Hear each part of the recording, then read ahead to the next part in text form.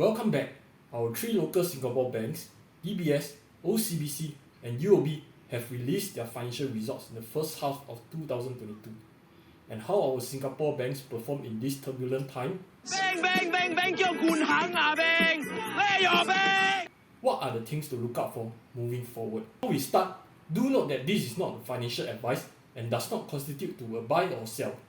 Do your own due diligence before putting money into any investment. With the Federal Reserve rising interest rate to combat inflation, higher interest will make loans more expensive to both business and consumer as the loan interest for repayment increases. The MAS has announced CPI has raised to 7% in July 2022. This technically means all item costs will rise. With rising interest rates, the low interest rate environment we have been enjoying after 2008 financial crisis will no longer be around.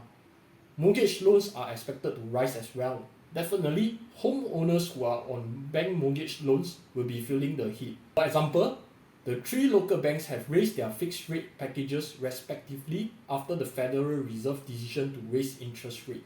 Let us find out how the three local banks have performed in financial year 2021 in terms of their interest income on loans, interest income on deposits, and non-interest income respectively. For interest income on loan, the industry average stands at 8.6 billion. DBS is the only bank that beats the industry average, standing at 10.18 billion, followed by UOB at 8.2 billion and OCBC Bank at 7.42 billion. This could indicate that DBS offers the most attractive loan rates out of the three local banks. Coming to interest on deposit, the industry average is 1.71 billion. Two local banks beat the average for this round, with UOB at 1.82 billion and DBS at 1.74 billion, OCBC standing at 1.57 billion. Now we know where the 4-hour queue is coming from. What is non-interest income?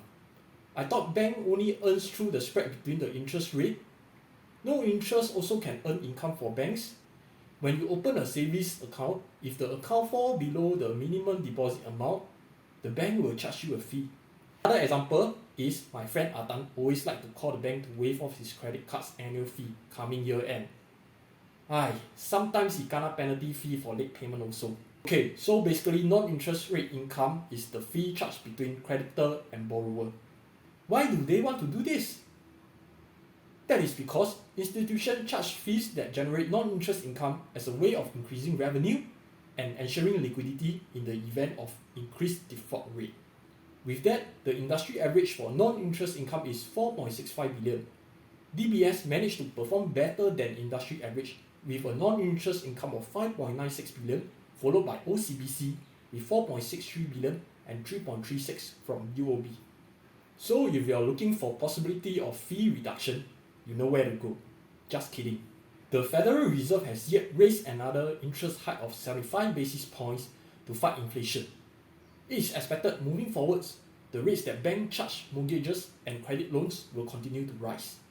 Similarly, with the rise of federal fund rate, banks will benefit from the higher interest income earned.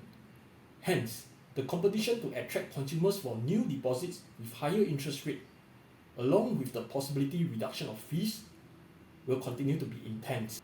Do like and subscribe to my channel, and I will see you in my next video. Adios.